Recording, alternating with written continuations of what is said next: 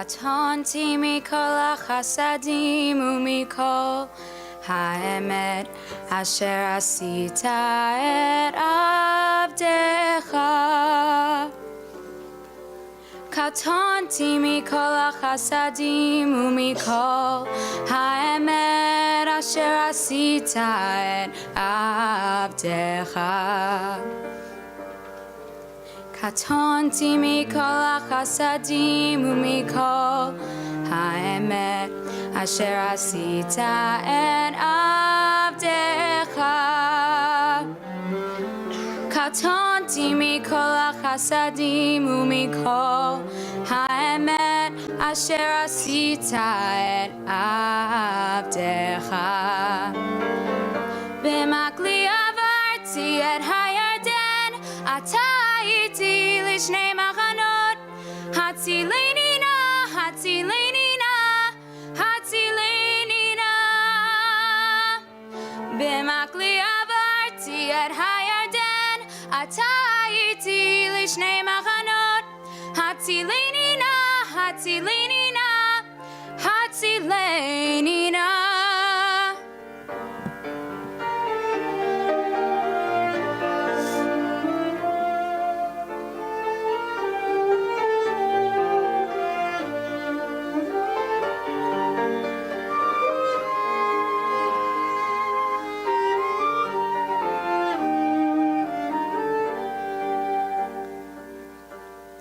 קטונתי מכל החסדים ומכל האמת אשר עשית את עבדך. קטונתי מכל החסדים ומכל האמת אשר עשית את עבדך. במקלי עברתי את הירדן, אתה הייתי לשני מחנות. הצילני נא, הצילני נא, הצילני נא. במקלי עברתי את הירדן, אתה הייתי לשני מחנות.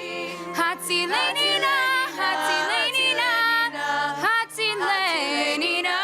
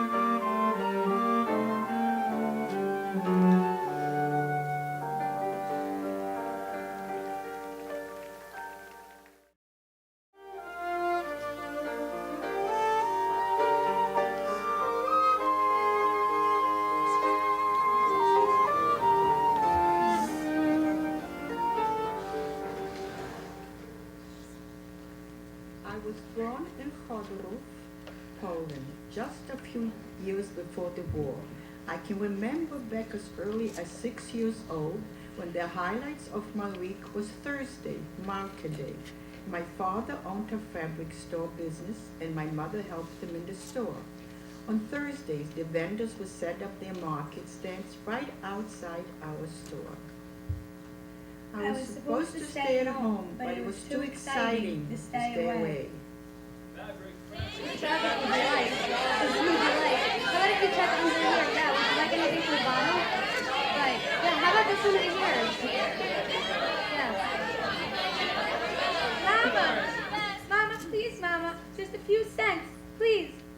just run right over there to buy a piece of candy and come right back. I promise. Toby, can't you see I'm busy with a customer? Can you take this one here? This one Okay.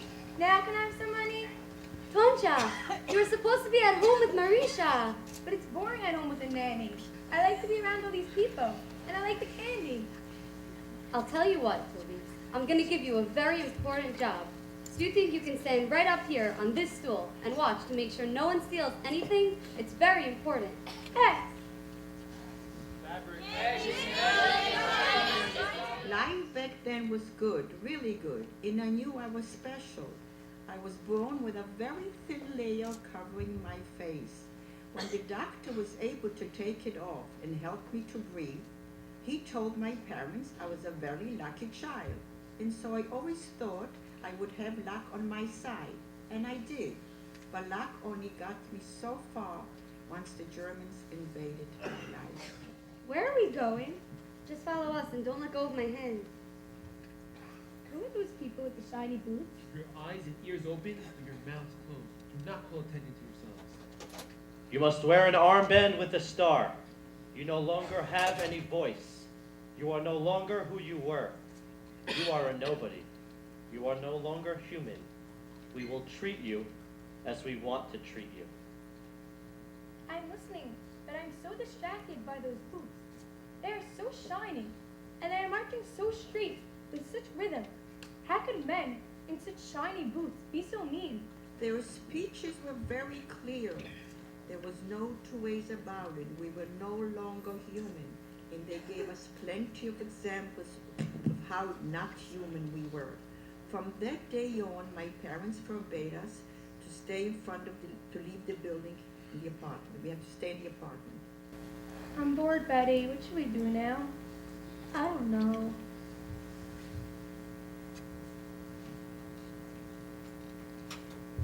Toby, come look. They're taking that baby. When my parents came home, we told them what would he have seen. But why, Mama? Why? How could they do that? To a baby?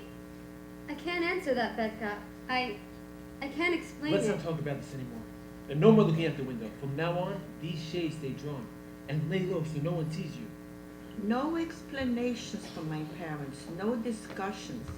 My parents were very busy worrying about how to survive each day. We just had to look at their faces and we knew exactly what they meant. We didn't ask any more questions. Things went like this for a few months. On one Friday morning, my father came from work looking very, very sullen. Tonight is the night. Follow me. For what? We're going to hide.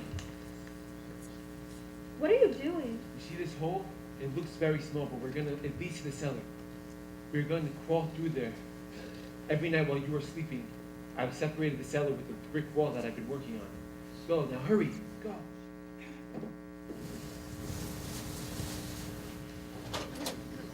My father was a genius and I admired him immensely. He thought of everything. He built the wall in the cellar, was perfectly crafted wall and a very safe place to hide. But he only took us and one of his sisters because her apartment was right above the hiding place.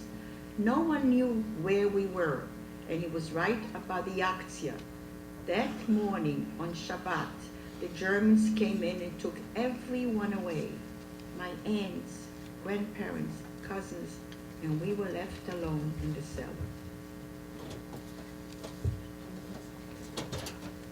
Let's check the cellar down here. What was that noise? It came from down there. Ha! Look, it's a cat. Let's go. No one's here. I never forgave myself for getting startled and making that noise. But that cat saved our lives. Within the year, whoever was left was forced to relocate. My father knew better than to follow the Germans' orders. He knew we had to find a permanent place to hide. And eventually he did. He found Mrs. Stefana Strukova, who agreed to hide us in her barn. We are 9 people here in this barn. We sleep 4, facing 5.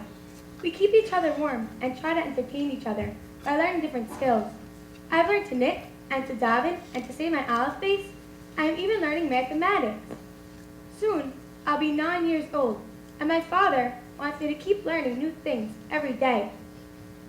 The lady who owns this barn, we call her the Pritza, the princess. She bought some livestock, so she has reason to come bring us food. She comes every day, but I am still really very hungry. Today, my mother is taking Betty and me past that wall to the main part of the barn so I can stretch my legs. Come, Toncha, Fedka. It's our turn. Watch out. Grandma's hands are over there. Just pigs and sheep, you will see. Open the barn door.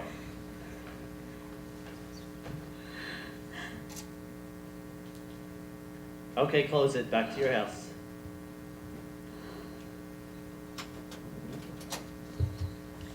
The officer never saw us.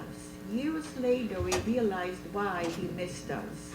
Inside the barn was so very pitch dark, but the outside was very, very sunny. And when he realized, and the sun missed us. And when he saw a screaming pig running towards him, he decided not to search any further. But the Pritza got very scared, and she told us to leave. Listen, Toby, Betty, we have gone to many houses. They don't take us in, but they don't turn us in, but they won't take us in either. We only have a few houses left to try. But if you two go together, we might have a better chance. We must separate. Your mother and I will go together, and the two of you will stay together. We will try to meet when this is all over. But if we don't, which is most likely, know that you have family in the U.S. and in Palestine. You must find them. Don't cry. Please don't cry. We will take care of each other. We love you. We will always love you, no matter where we are. I feel terrible, but they must go. After that close call with the policeman in the barn, we can't take such a risk anymore. But Mama, how can you turn away all those people? And 4 children? Do you know the fate that awaits them? They'll be dead in 5 minutes. Tajik, my son, you have a heart of gold, but we have no choice. Yes, we do. It's our choice, and we must choose what's right to keep them safe. I'll take it upon myself. A boy of 16? Caring for 9 people? Tajik, please! No, Mama, I insist. From now on, the barn is my responsibility. I'll give them food, I'll hide them better, and I'll keep watch day and night. And that is just what he did. Tajik was so unusual, so daring, so righteous, and so kind. He fixed up the barn so we could have more space and see. He cut out the wall a little thinner so the children could see the outside world. See, Toby, every day you see the sun, you must thank Hashem for giving you life. Modeh ani lefanecha melech chai v'kayam. Come, Toncha. We have new sweaters from the Pritza this morning. We will take them apart, and I will teach you a new stitch. And I start working on something for Tajik. He brought us an extra potato yesterday. Yes, we can never show enough gratitude to Tajik. You must show Hakaras Atov wherever we are. Tajik watched over our barn for 2 years, and he saved us many and many times. He did not forget what he was doing in one moment of the day. When the war was over, we were able to help Tajik and his family with the material that my father has saved from the store. Toby, after the war, you moved to New Orleans. You were already 16, but had to start in the 1st grade because you knew no English. However, after just 1 year, you graduated from the 8th grade as a valedictorian. That's right, Sarah. I even made a speech at my graduation in English. You met and married Harry when you were 20, and you moved to New York and had 2 children. I have 2 children, a daughter and a son, and by the way, they graduated Yeshivah Flatbush.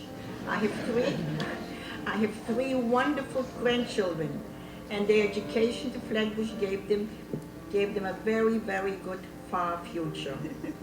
You were a bookkeeper for 19 years at Coney Island Hospital, and then worked at a jewelry store with Harry for 25 years. But what amazes me most is that even now you continue to work and to tell your story every day and a docent at the Museum of Jewish Heritage and the Living Memorial to the Holocaust. And I also volunteer in the Israeli Army, at the IDF. I'm going back this year again. You are a hard worker, Toby, and the way you love your life and pack it with so much meaning through your chesed and day-to-day activities has inspired us all. I strive to be like you, Toby Tonchalivi. I love you. I love you all. You did a great job, the kids, and I thank you very much.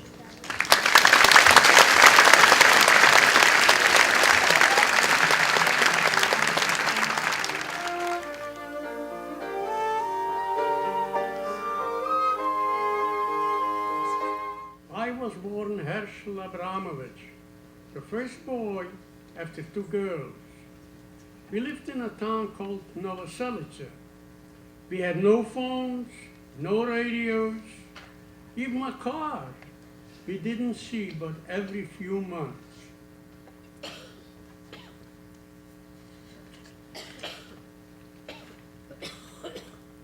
My childhood was not exciting. It was just very ordinary. But I also were very comfortable. Heshi, I made soup tonight for dinner. Oh, good. I'm so hungry. And what do you say to your mother, Heshi? Thank you, Mama. It's my pleasure, Heshi. Kim asks, of course you are hungry. You are born on Tisha B'Av. You are always hungry. I loved soup of all kinds, and my mother made the delicious soup, especially on Erev Shabbos. My father was a gentle and quiet man, and he always insisted be respectful to our elders. He was very happy to have a boy after two girls, and we always talked about my bar mitzvah. Mama, what are you baking? These are cookies for your bar mitzvah. See here, I made a babka and a kakush, and now I'm making almond cookies. Will everyone be here, Mama? After you read your parsha, the Gabbai will announce that the whole shul is invited here. Are you nervous? No, I don't think so. I'm very excited. I had been looking forward to my bar mitzvah all my life. But when time came, my father got sick when he missed my bar mitzvah because he was in the hospital. I was very disappointed. My father was so important to me. Tate has gotten all better now, and is very proud of my learning. He sends me to Yeshivah in Berexals, which is about 80 kilometers away from home. I stay here for the whole Zman and eat at a different house each day of the week. Today is Sunday, my favorite day. Heshi, come in. I have lots of children left over for you. My husband shechted a big cow right before Shabbos, so the meat is fresh and there's plenty of it. Well, the cholent at the Sheikh's house was the best I ever had. I had never eaten a cholent like that before, and never ate one like that since. It is 1944, and I've been called home from Yeshiva. All the Jews in my town are being forced out. I'm 19 years old, and I do whatever it takes for my family to be safe. Listen, Heshi. We are not going anywhere. Tonight after Shabbos, we'll go to grandfather's apple orchard. We should be safe there for a while.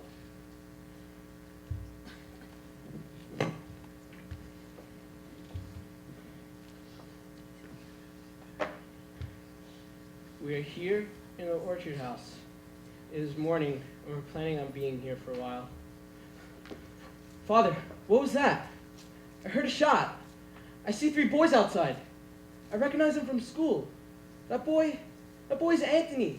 We used to play football together. What could they be doing here? Anthony and his forces used out of the orchards house. They rounded us up into the schoolyard for 3 days, and then moved us all out to the synagogue. It didn't matter that we had been with schoolboys together. It didn't matter how much we begged him to let us go. we were Jews and he was not. He had all the power and we had none. He did us as he pleased. We were here in the Maltasaka ghetto. After a week of being held captive by Anthony, he forced us onto a train with other Jews being sent to the ghetto. We live in an attic. There are no beds.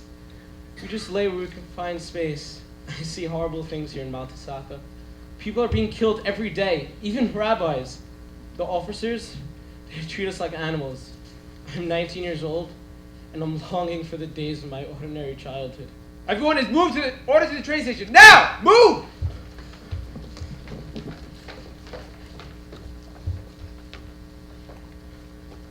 Put all gold and valuables here. You're not going to need it where you're going.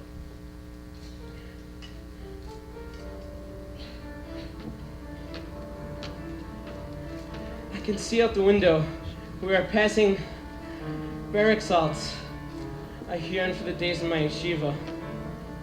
And now, we are passing Koshitze. I know this town too. It is around noon now, and I think we've arrived at our final destination. Everyone out! Ralph! Ralph! Mengele stood with a stick pointing people left and right. My father and my brothers stood with me. My father was young and strong. His only fault was that one leg was a bit shorter, and because of this, he had a limp. You. Right. Never mind. Go left. Tate. Right. My mother was on the woman's line, near a woman with twin boys. Come, let me help you. Give me one of your boys. I'll hold him for you for a bit. Left. Left. My young, strong parents were both sent to the left, and I was put in a barrack.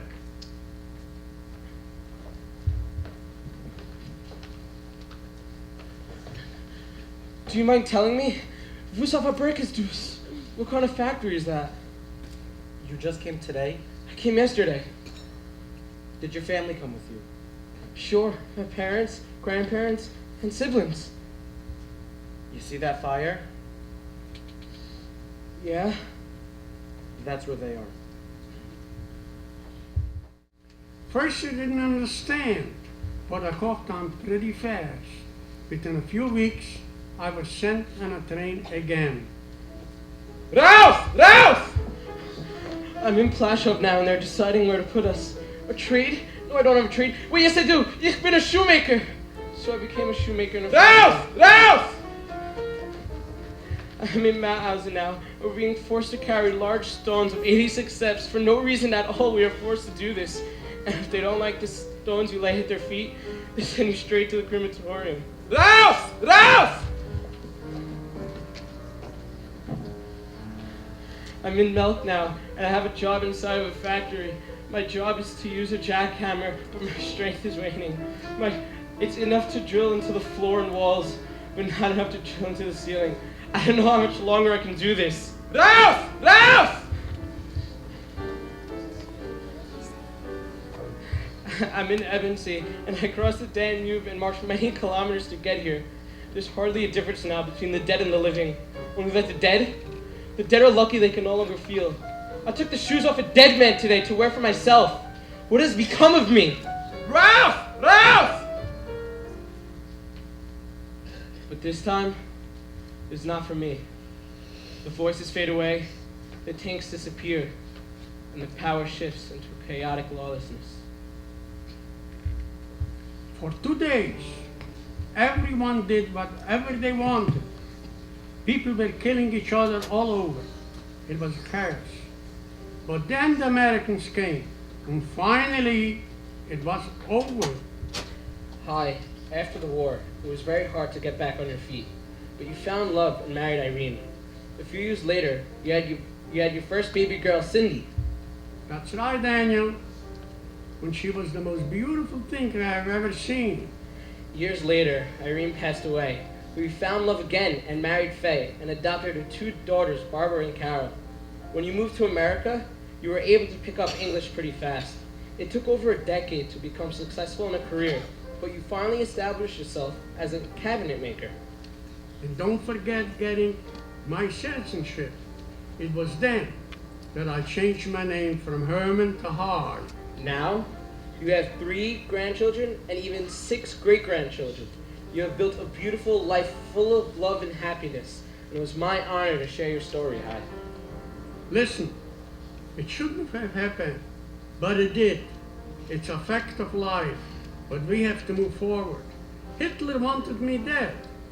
When here I have grandkids and great-grandkids. Thank you, Daniel. I will never forget the time I spent with you all. It has meant to be such to me.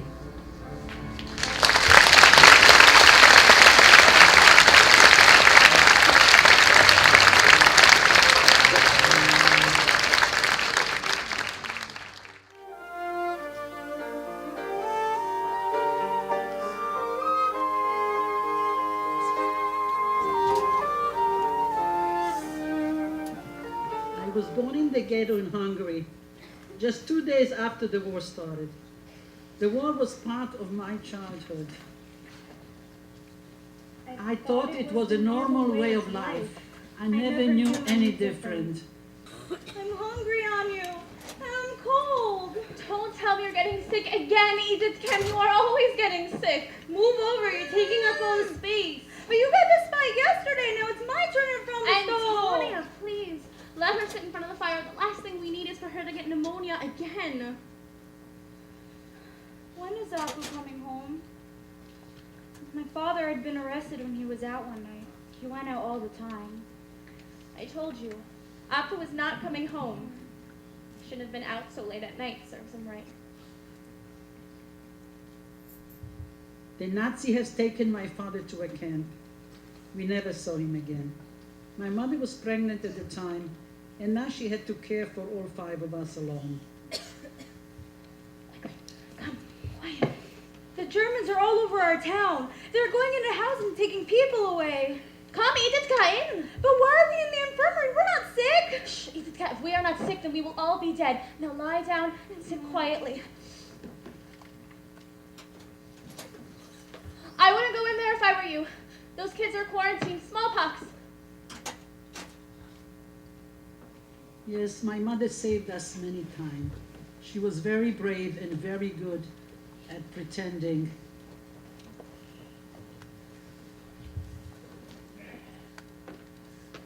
Ah! Please, sir, leave me here. I am in labor. Can't you see? Ah! It will be any minute now. Do you want to have to deal with that? Go. Take someone else. Ah!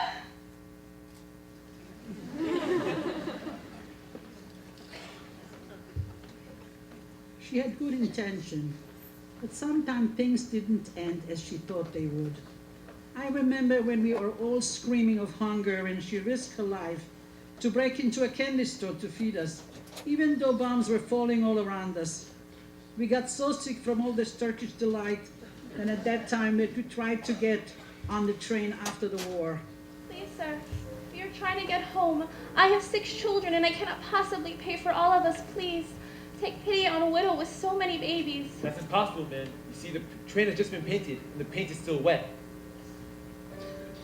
But if you want to take your chances on the roof, by all means. Okay, Edithka, you hold on to baby Rudy. Everybody, lie as flat and as straight as you can, and for God's sakes, do not let go.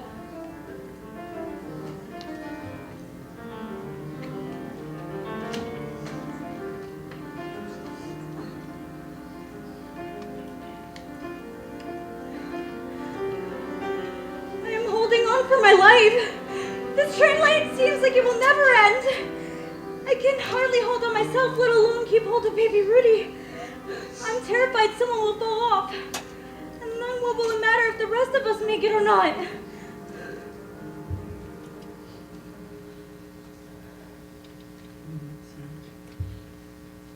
We made it back home to Slovakia, all of us alive and unharmed. even though we were hungry and disheveled, that it was 1945 and times were really bad. People told my mom we would all eat better in a home, so she put us all in a children's home for orphans.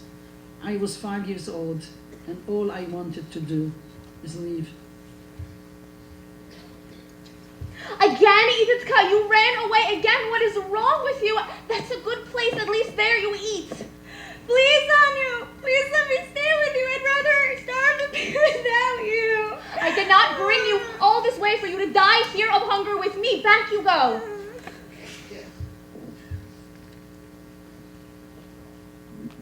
I miss my mother and my real home. I really hate it here. I'm here for 2.5 years. I run away over and over again, but each time she brings me back. She says she loves me, so I can't understand why she doesn't want me. One day an Israeli youth movement came and offered to take all the children to Israel. My mother felt life would be better in the country, where you could walk freely in the street as a Jew. So she sent us along with a sibling, and I lived in a children's home there too. I am here in a children's home again.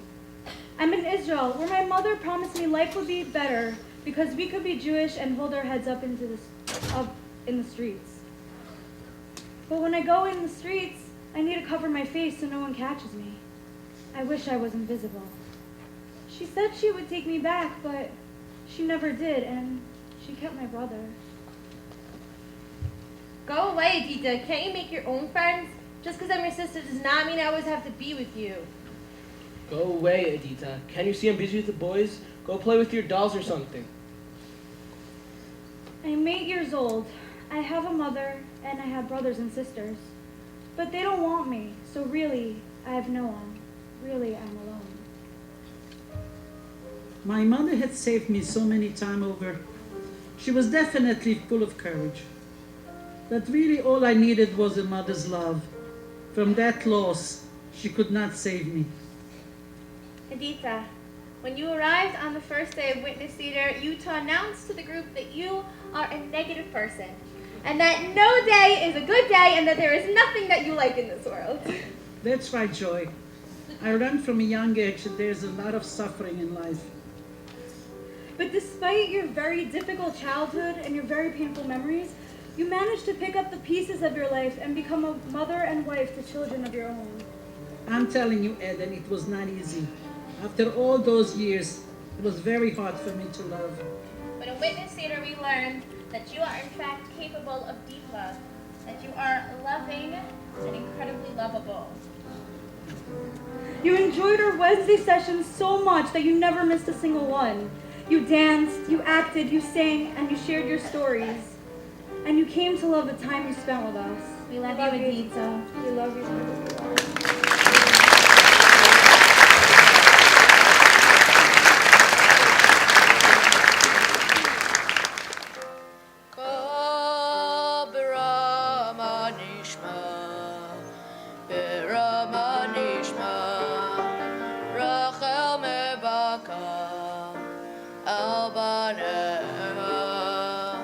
Rachel mevaka al baneha, al baneha, al baneha.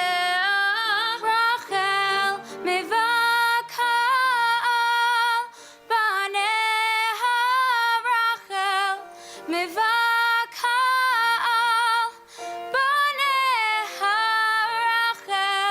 mevaka al baneha, Rachel mevaka.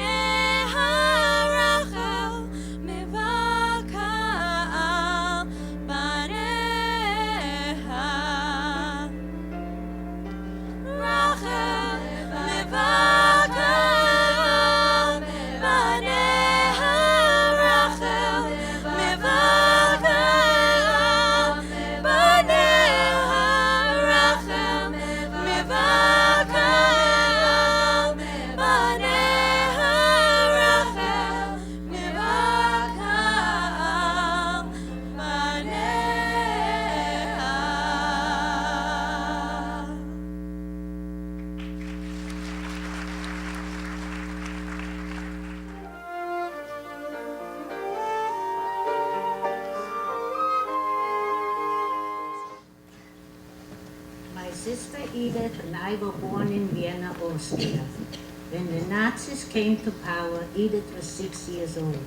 My father had a successful business and we lived comfortable. I was Four, just 4, and I went everywhere with my mother.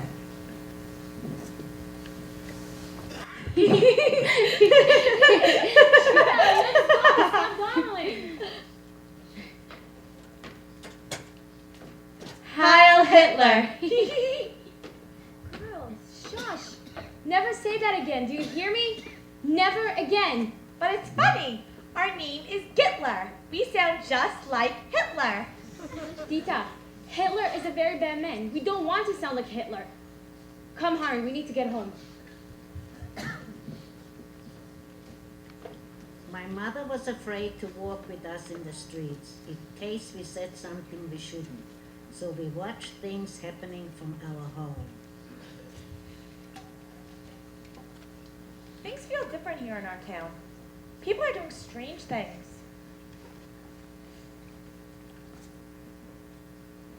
Mama?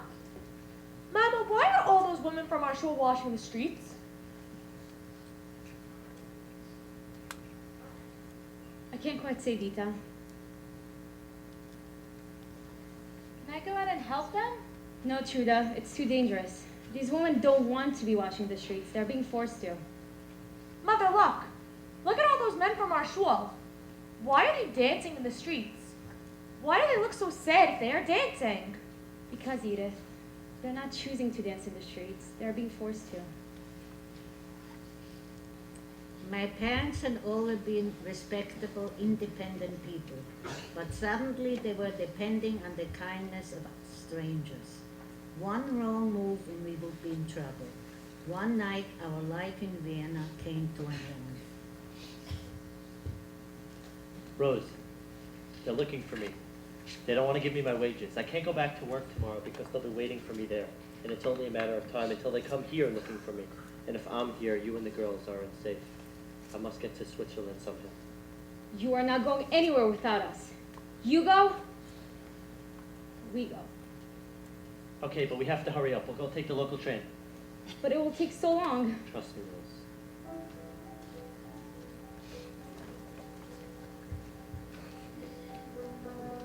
We are leaving now. It's nighttime and we're going somewhere. I think my mom said Switzerland, but I'm not sure. I'm sure we won't be gone for long. We didn't pack any suitcases.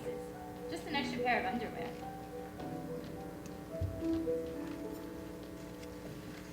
We took the local and it was a good thing because the express was stopped and all the Jews were taking off the train. We reached the border in the early morning hours. Rose, those are the same 2 officers from the train. We're being followed. Where are you headed, sir? To the beach, on holiday. We're not stupid. We know you're headed for the border. Please, sir, we will pay you. Just let us go. No need for payment. We'll show you where the border is. You may continue on your journey. It was a miracle. They were SS officers and they helped us escape. The war had not affected everyone just yet. In Switzerland, life was okay. We had to build it from scratch, though, and my father was not allowed to earn a wage for 10 full years. Mama, are we moving again? We will move whenever we have to, whenever they tell us to. Another family needs this apartment, but we will find somewhere else to go. And just like we have here, the Jewish organization will help us with furniture and clothes. We'll plant our own garden and have enough to eat. Don't worry, Selfhelp. My mother was amazing. She could always find the positive in difficult situations. So we moved again. This time we went to a Catholic school and the town was not friendly to the Jews. Dirty Hey, leave us alone! That's enough, everyone! Hey, leave us alone! That's enough, everyone! Please take your spots for morning prayers. Dita, kneel down or you'll get in trouble. No, absolutely not. I'm in 4th grade. I should be able to choose for myself. Edith Gitler to the principal's office! Edith was always making mischief. She walked around like such a big shot and was always afraid she would get in trouble. Somehow she never did, but the kids kept making fun of our last name and throwing stones at us. So my mother started escorting us to school every day. Have a wonderful day, girls, and we'll be right here when school lets out. I have to go to the authorities to register, but we'll be back in time. Register? Again? You just did that a few months ago. We have to register every 3 months. We're not citizens here. We are like visitors, and we need permission to stay here.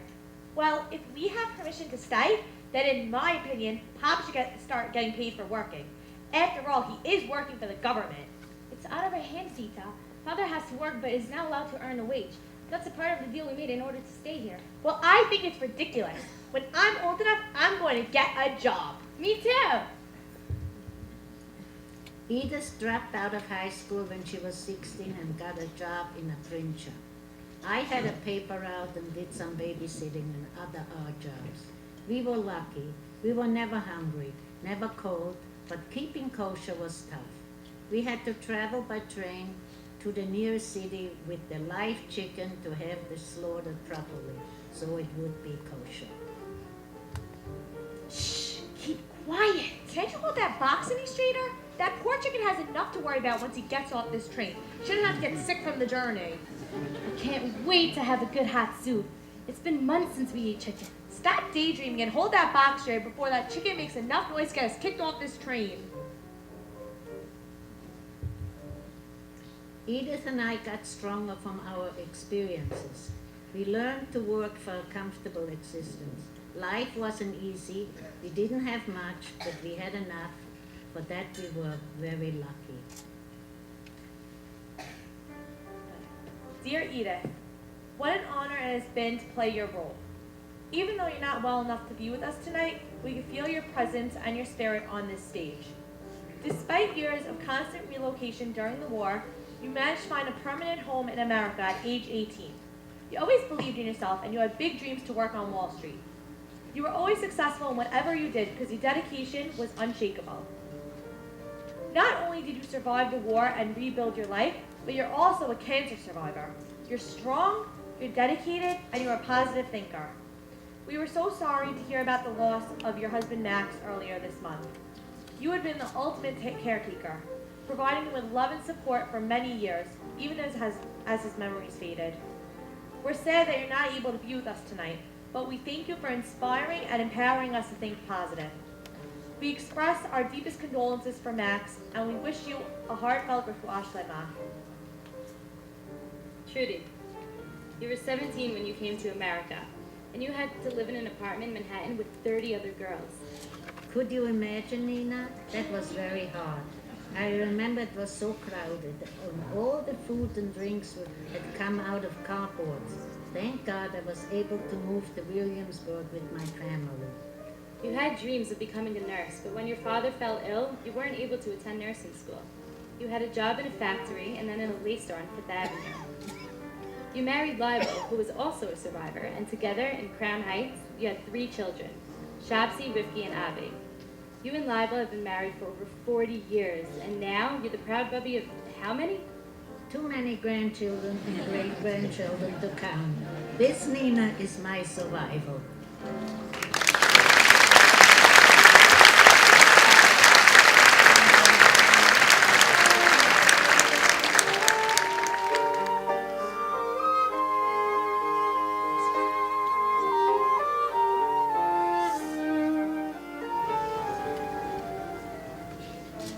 I was born in Ulanov, a small town in Poland. I had an older brother, a younger brother, and a younger sister. I was a tomboy and had a lot of energy. Hey, Sabina, race you to the river? Okay, Hannah. But you know I'll always win. I'll tell you what, I'll give you a head start. On your mark, get set, go. I always won, always. I was so fast and had much energy.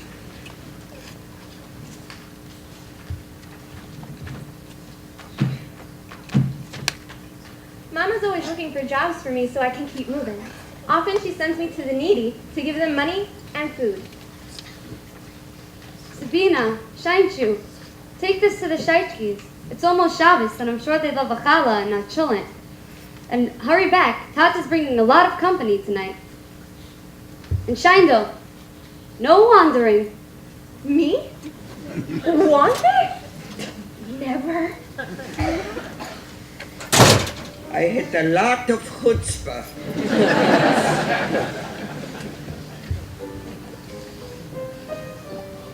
Shabbat Shalom. Good Shabbos. Good Shabbos. Good Shabbos. Baruch atah Hashem Elokeinu melech haolam borei peri hagafen. Mine. My tata is an important businessman. He and my mother are both hospitable and charitable. Every Friday night, we invite those who can't afford to make Shabbos to our home. I love to listen to their conversations at my table. Good Shabbos. How was your shul? Shandel, so what do you think of her? Oh, well, she is very pretty. I really like her, Shandel. Of course you do, but you know that my opinion doesn't really matter. Of course it does. You're my sister. I know, but Mama and Tata's opinion's more important, and I don't think that they'll approve. Herschel and I were very close. We were both teenagers when the war began in Poland.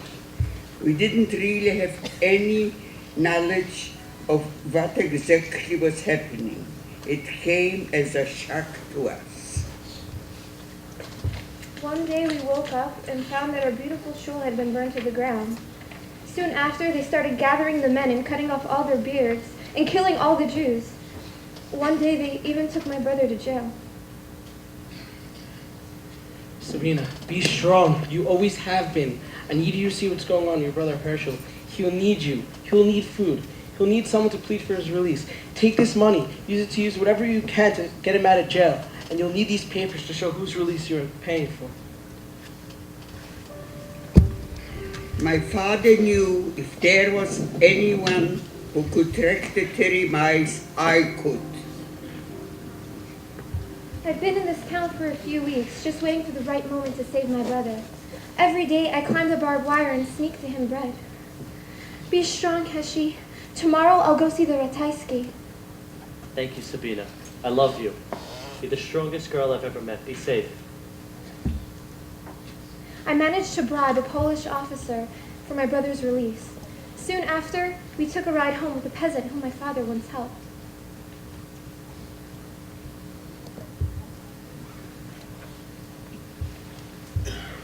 No one could believe what I had accomplished. I was only 18 years old, but I knew how to get things done. But now things have started to get worse. Okay, they're ordering all the Jews to leave town. We're gonna have to go in different directions and say goodbye. Shanshu, I have $300 in extra few zlotys for you. But Tata, don't we all have papers? Can we all go together? They made a mistake on Herschel and Adela's papers. They switched their pictures. And Monique is too young to go without me. But you have your papers. You can go now. Shindel, a friend of mine whose name is Bernard. He's going tonight. You can go with him. This young man Bernard and I had to bribe our way across the river by ferry, and then we had to grab off and outside the steps of a train for an entire night to finally get to street. When I got off the train, I showed the Gestapo my false papers. From that moment on, I was no longer Jewish.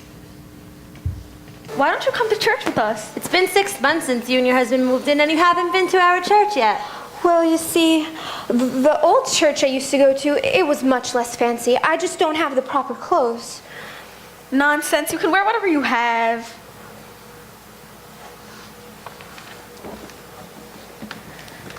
I've never been to a church before. My heart is pounding. Perhaps if I just follow along, they won't realize how out of place I feel. I became a regular at church. I learned every hymn and prayer backwards and forwards. I made sure I was as Catholic as I could be. Join us for coffee? Of course. Thank you. The Easter service was marvelous today. I love the Easter melodies, and you have such a beautiful voice, Sabina. But you are so funny, you take your sugar like a Jew. You offend me, neighbor. What nonsense. I never took my sugar cube in my teeth like that again. I had to be careful. What I ate, how I spoke, how I behaved. Sabina, you have to go out. The neighbors are whispering. Just like I have to work for the German effort every day, you need to find something to do. And we will keep on living as if we were husband and wife. It makes sense to the neighbors. I know, but how can I go out there and watch the Jews being carted away to be shot in the woods? What do you want me to do, wave to them? As if I'm happy to see them go? I can't, I'll go mad, I can't. You can't let your mind think of that. You can only think of survival. I know. I'll go out.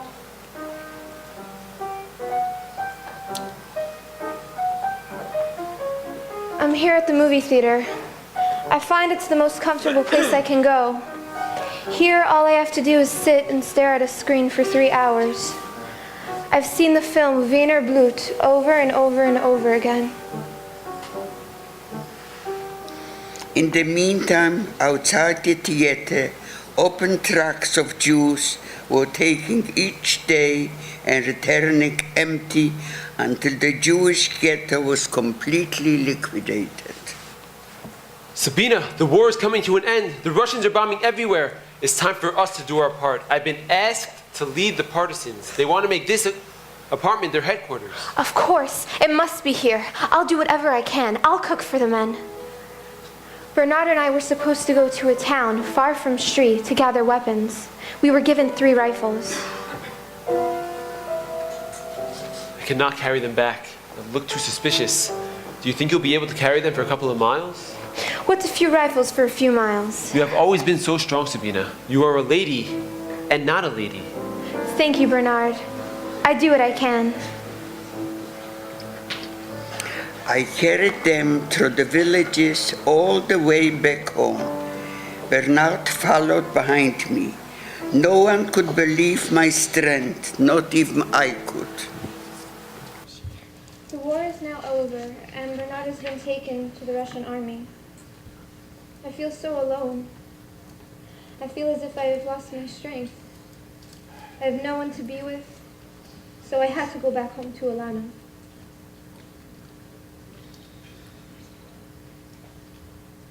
I recognize you. You're a Jew who once traveled on my boat. I'm surprised you're still alive, and for that I charge you double. What's the matter? Can't speak? You lost your voice? Don't you want to know? Don't you want to ask? If I don't ask, then I won't know. Maybe it's better not to know. My family, are they alive? No, they are all dead. Not a single Jew from Ulanu survived. Well, here we are.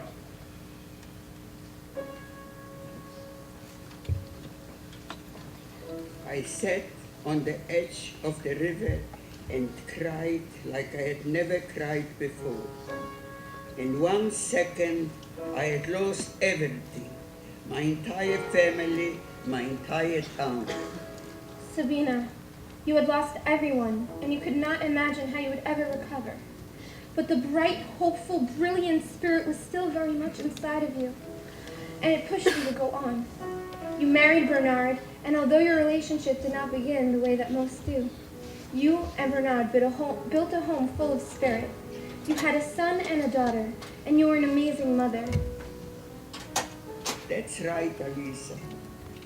And I even managed to be a working woman alongside raising my children, and went to every one of my son's soccer games. You continue to lead a life full of adventure and excitement. You exercise and swim, and you love to travel. In fact, you just cruised with friends to Bermuda a few months ago. Alisa, I'm 90 years old. Not exactly. I just celebrated my 92nd birthday.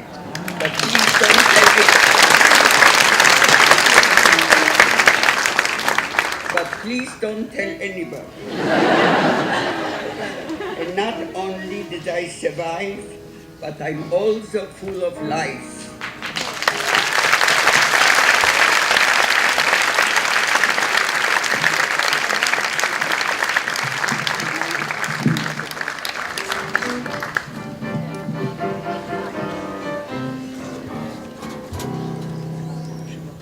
So nicht keinmal als die Geist im letzten Weg, heut Himmel blei, verstellen blaue Tag. Kommen wird noch unser ausgebänkte Schuh, es wird abhäuft und unser Trott mit seinen Do. Das Lied geschrieben ist mit Blut und nicht mit Blei. Das ist kein Liedl für ne Vogel in der Frei. Das hat der Volk zwischen Fallen dicke Wend. Das Lied gesinge mit ner Garnis in die Hand.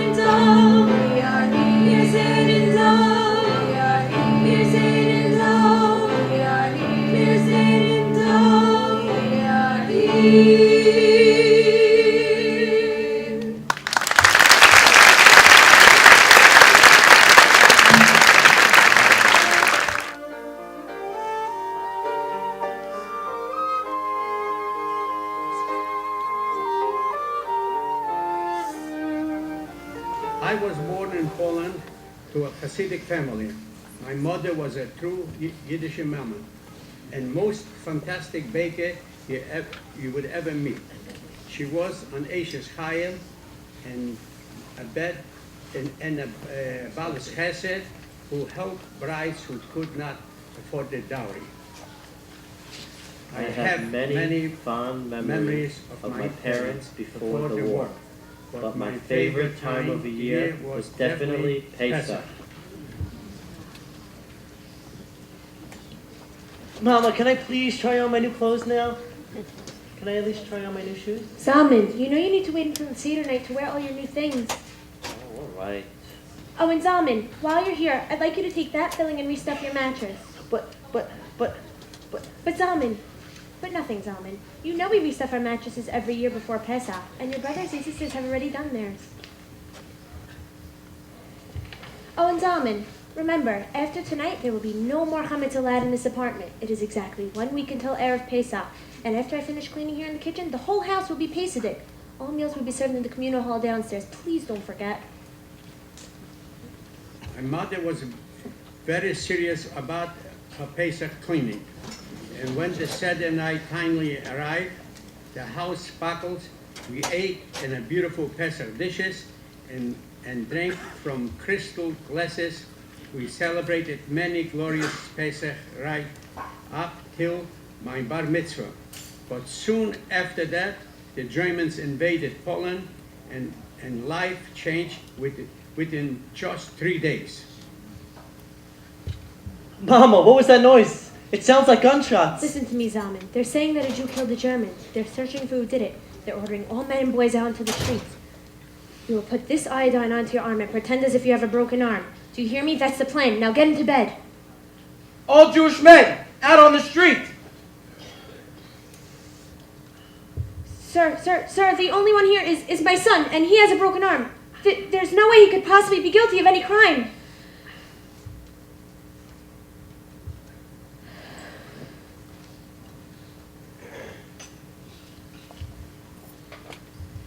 If he had picked up the cover and looked for himself, I would not be here today. It was a miracle.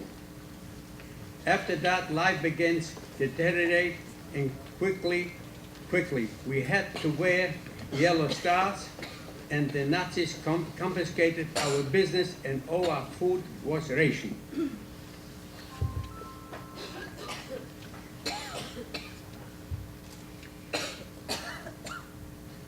It's freezing out here in this line for bread, and I've been waiting for at least 4 hours. It must be 40 degrees below zero, but I know that if I don't wait on this line, God knows what my family will eat next. I'm lucky that I'm here at all. I've seen many boys like myself who have simply disappeared altogether, taken in the morning to work and never returned. So close, it's so cold. At least I'm almost at the front of the line. There's only about 10 men in front of me, a minion. It won't be much longer now. Attention, we are out of bread.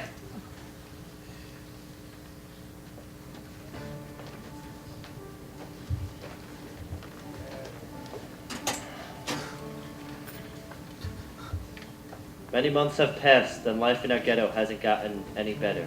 It's only gotten worse. I've seen many men killed in the streets in terrible, brutal public hangings. But our Jewish spirit is still alive. We still come together in Yom Tovs to daven in a hidden basement and a woman stand guard outside. I'm far away from my days in Cheder, from my days learning Torah Lishma. I'm only 14 years old, but my bar mitzvah seems to have been years ago. It was 1942, one night in the middle of the night, the SS came in at our ghetto. They broke the windows and doors and forced us to get out. We were marching into the cemetery. We were terrified and confused. Everybody to the cemetery, now! Move! Move! Right! Right! Left! Left! You! Left! Mama, this way! You go, Zalman. Stay with Tata. I'll stay here with Rachel. You! Tata. Left! Stay right here, Zalman. I'll be right back.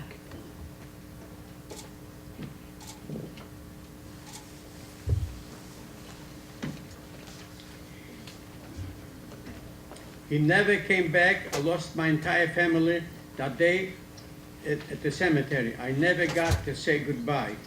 All all of a sudden it was just me, I was alone. It's just me here in Lodge Ghetto. I'm all alone. It took 11,000 Jews to be killed in the cemetery that day, but somehow I was amongst the 1,000 that were sent to Lodge. But I can't say that we were the lucky ones. If you were sent to Lodge, you cannot be lucky. The hunger here is beyond belief. This is the bread for my next week. But if I only eat this much each day, it'll last me that week. I can't help myself. I know I'm going to regret this.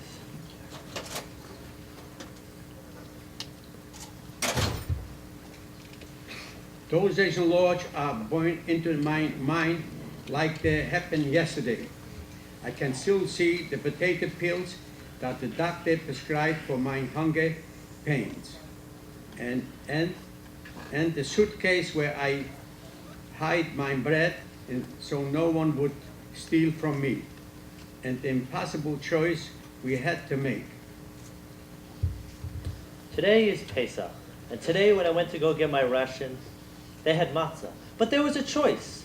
You could either have 1 kilo of matzah or 2 kilo of bread. Why, God, is this some sort of awful joke? I chose the matzah. How could I choose otherwise? But please, God, make this choice count for something.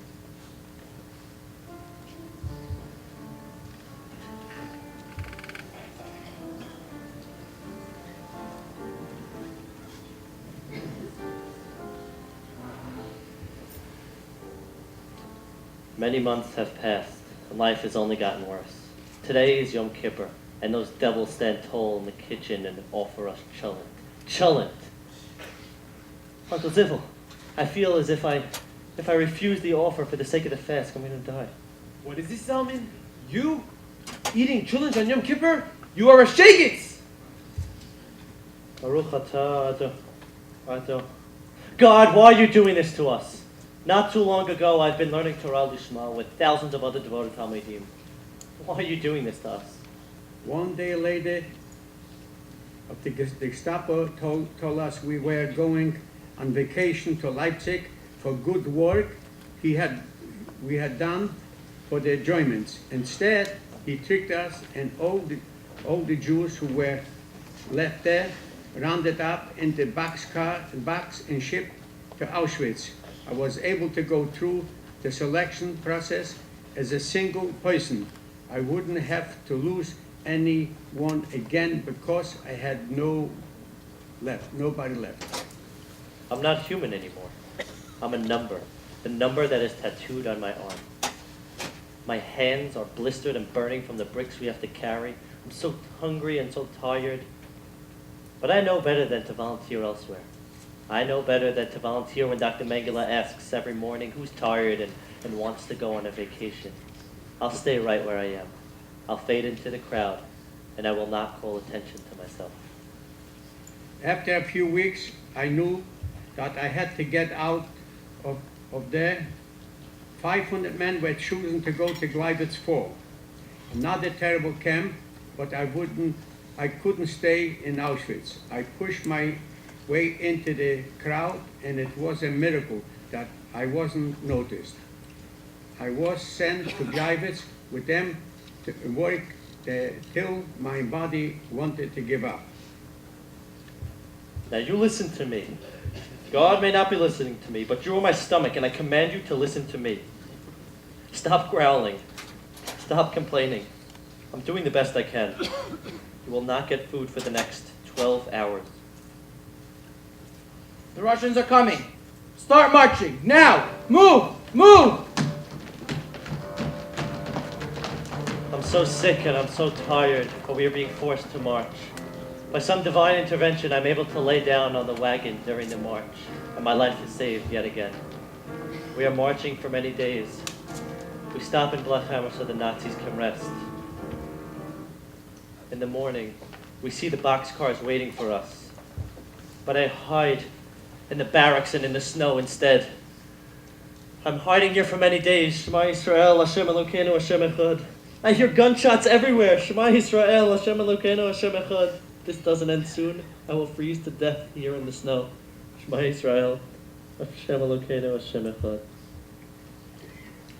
After a few days, a Russian soldier found me. He took us to some German homes and commanded them to give us food. He was like Messiah to me. And then he told me I could go home, so I did. I figured I would meet my parents back at home, my brother, my sister, but no one came. The old were gone. Saul, Hitler has decimated your family, but he had not killed your spirit of survival. You had a strong will to live, Saul, and after the war, you refused to be drafted into any army. You were determined to live. And you married Betty, a woman with a matching strength of spirit. You know what she said to me, Victor? She said, Sal, you better put a ring on my finger, because wherever you go, I go. Your first son was born in a German DP camp, and a few years later, you and Betty got visas to go to America. Life was not easy. You spoke no English, and you hadn't been in school since the 6th grade. You had a very hard time getting a job, but even this did not dampen your spirit. That's right. Today I have 2 sons and 3 grandchildren, Melanie, Gabriela, and Yosef. I am a man who is a Semaich Bechelkoi, and this attitude helped me to speak in public about my story and to educate the next generation, and I am doing that today.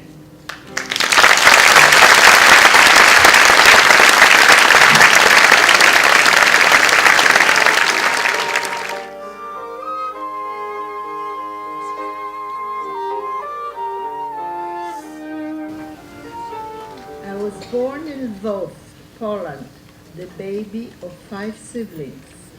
My parents spoiled me, and I remember my home was warm and full of laughter. Marina, my kid, my baby. I'm not a baby, Mama. It's not fair. Why do I always have to be the youngest? And I'm so much younger than all my brothers and my sister. Renusha, you may be the youngest, but each of my children their own luck, and each of my children is special. My parents loved me so much. I slept between them every night. I loved my childhood. I loved the snow. I loved the park. I loved going to school, and I loved to play with the fabrics my father brought home from his textile business.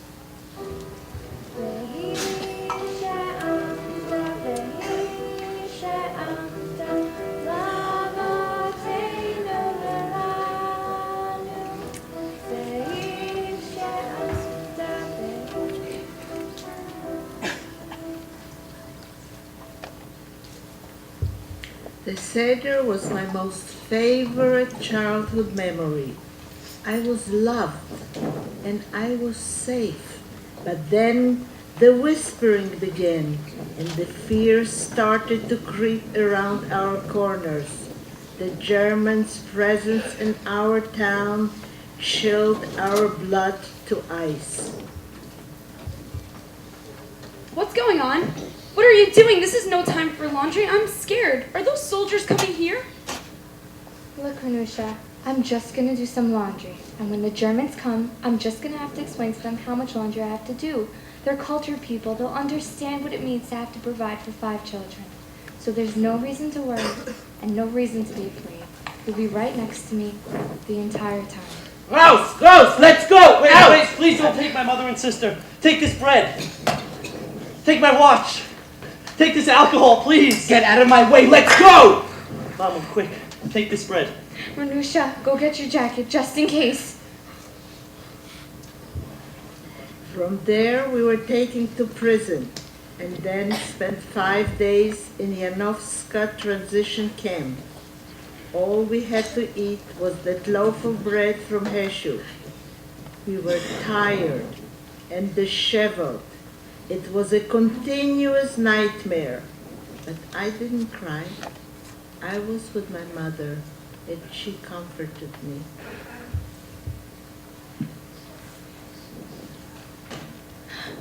Renush, life, mein Kind. Run! What are we supposed to do with her? She will endanger us all. You better keep quiet. I was released from the camp with that group. My mother made a split-second decision and figured that those women would be released, and she was right. And later, I met my brothers at the gates of the camp. Renusha, where's Mama? Where is Mama, Renusha?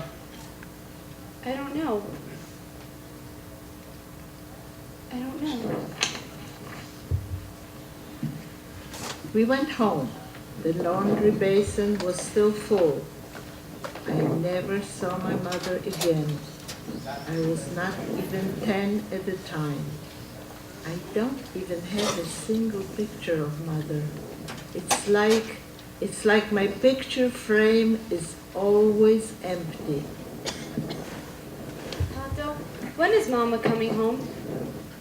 I don't know, Renusha. I just don't know. But I'm worried about so many things. Who will take care of me if not Mama? If Tata has to work with the coal all day, who will cook food for me? And who will send me to the store? And who will braid my hair? Who will call me mein Kind? I wasn't thinking of what happened to Mama, just what would happen to me.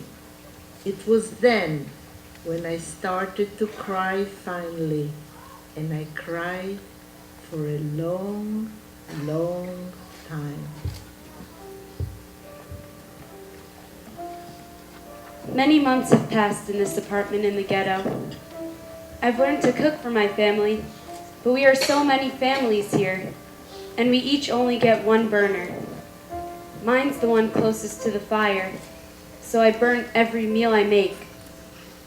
My brother Lonik is gone. He went to his wife's town after she was taken in an auction. My father is gone. He woke up one night and couldn't breathe. He died in the bed right next to me. My mother is gone. I always dream that someday she will return, but so far she has not.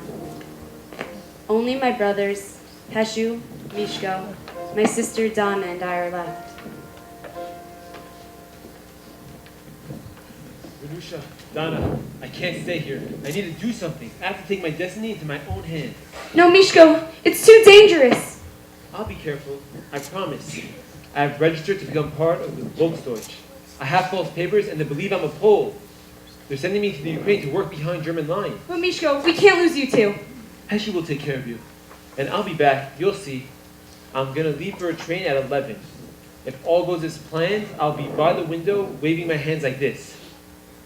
Stay here and watch the trains go by. If you see my wave, you'll know I'm okay. I waited by the window for hours, just to make sure I didn't miss the train. And finally, late in the night, I saw his hands waving out of the train window. It was a wonderful moment, a happy sight amid all those awful, nightmarish days. Renusha, Dana, we have to leave this ghetto. Things are only getting worse. Mishko is behind German lines and will arrange for our escape. But until then, we'll return to our apartment in Lvov under false names.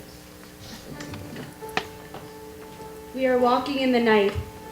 It's very, very cold. It's snowy and dark, and I'm scared. Every step we take is like walking through a minefield. We can't walk through the big city at night. We'll return at daybreak. Until then, we'll lie in this ditch. Don't worry, I'll protect you.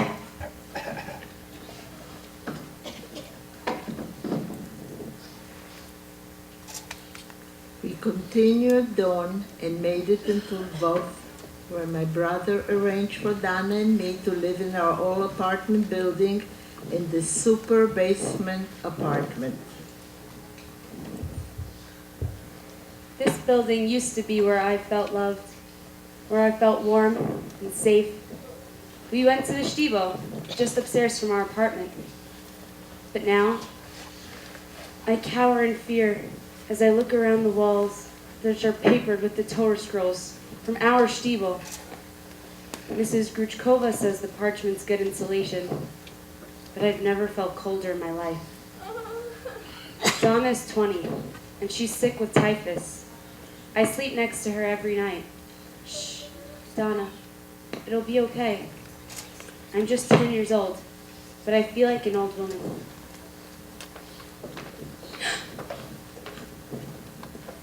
Heshu? Mishka? But how? Where? No questions, Renusha. We have to hurry. We can't leave Donna. She's too sick. She can barely move. We'll come back for her. No, I can't leave her. She'll lose her will to live. Then we'll come back for the both of you. We promise. They came back when Dana was just slightly better, enough to make the journey to Dnipropetrovsk. My name was now Halinka Wojtek, and Dana and I were two Polish sisters traveling on a vacation. My brothers in their German uniforms kept watch on us from afar. We are living in Dnipropetrovsk with a woman named Pasha. I'm not sure how my brothers arranged this, but everyone here thinks we're Polish. I know I'm not really safe anywhere, but I'm comfortable here, and I have my brothers and my sister with me. Renusha, Donna, they have discovered us. Someone disclosed our information to the Gestapo. Heshu has been arrested. We have to hurry to Nikolai immediately. But Renusha, the journey is too long and dangerous for a young child. You must stay here. We will come back for you. I promise.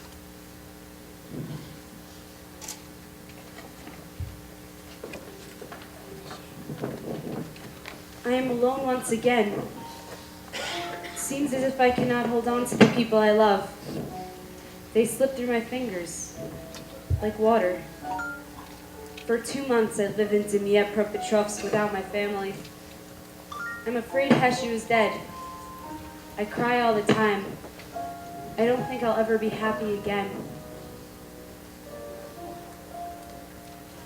Pasha, any news? Helinka, your brother Heshi, he's alive.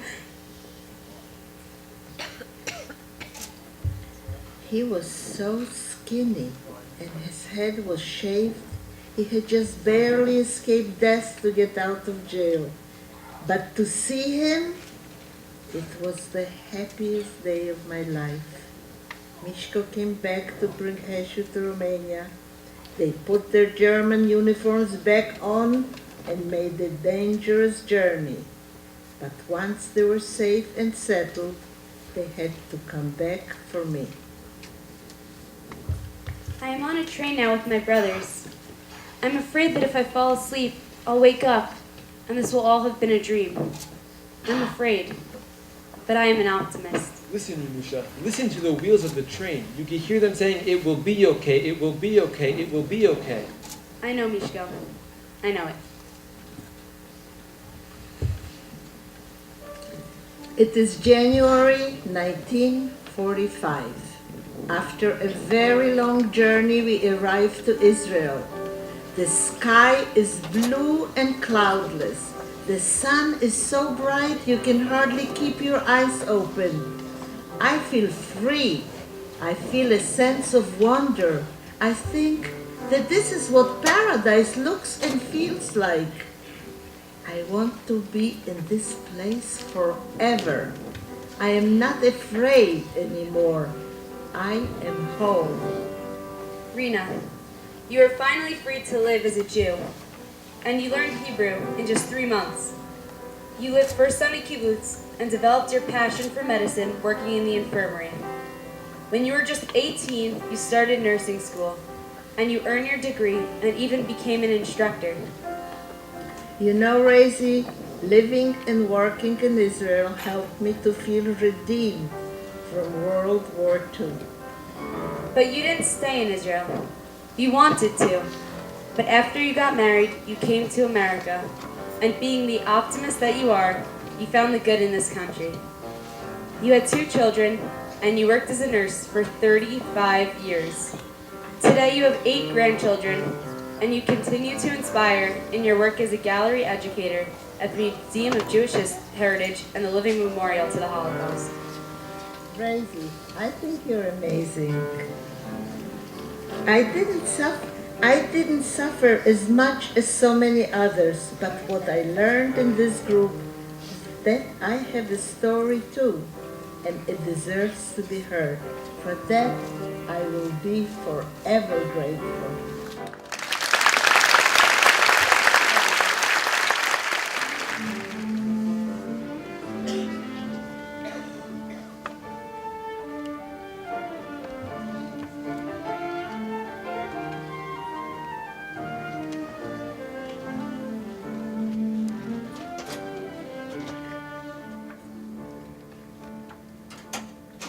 Your world sinks down, down, down, down. Your eyes, they watch it fall. Innocence is long gone, barely breathing through it all. You are white like an angel. Fear makes you still inside. Now weave the surrounds. Don't make a sound. There's no place left to hide. You connect the present and the past. We are the future of a nation that lasts. Now what is left to do? To remember and never forget the soul of every Jew.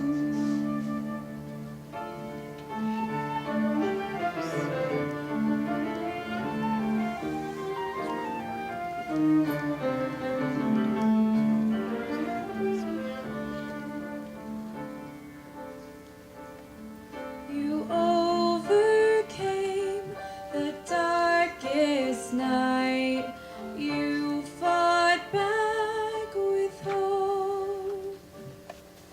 Now you share your stories, telling us just how you cope. As you hold my hand, I feel it all flow through. We're a warning stretched through time. Your stories are now mine. I'll carry them for you. You connect the present and the past. We are the future of a nation that lasts. And what is left to do? To remember and never forget the soul of every Jew.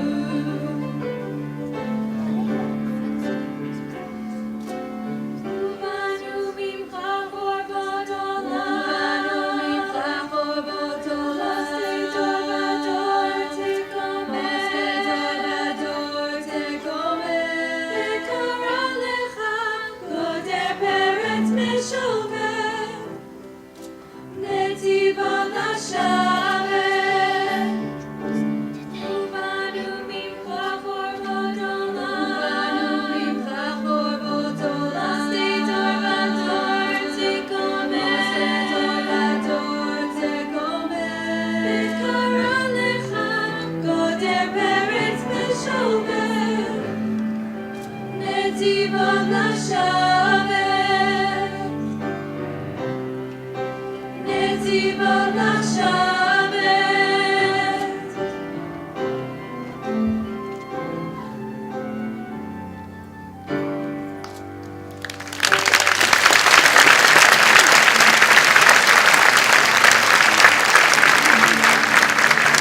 The gift reader is like my new family. Every Wednesday, the Bet Midrash transformed into a home. Sometimes we laughed, sometimes we cried, but there was always love. The survivors were an inspiration to us all. They showed us the strength and faith they still had after all they have gone through in life. I used to view the Holocaust as only a dark time for my nation, but now that I see that all the survivors have become, I realize that the Holocaust is something I can learn from, something I can never forget. Now, they are like my family, and anytime they tell me about a moment in their past or present, I feel as if I am going through it with them. This experience has genuinely opened my eyes to a world I had no part in. My family had no connection to the Holocaust, and because of this, maybe I lost some sensitivity towards the subject. But getting to meet these amazing survivors gave that emotion back to me. Connecting with the adults made me appreciate everything I have and all the people in my life. I realized that everyone has obstacles, but it is our job to help each other. Witness Theater isn't a production or a therapy session. It is an inspiration, a place to learn from the greatest role models we can ever hope to have. I never thought I could feel so close to someone just a little bit older than me. For us, age gaps do not exist. In Witness Theater, we learn that there is no single story when it comes to the Holocaust, that each of the 6 million is a one, and I am privileged to stand here in the presence of the heroes of our time and call them my friends.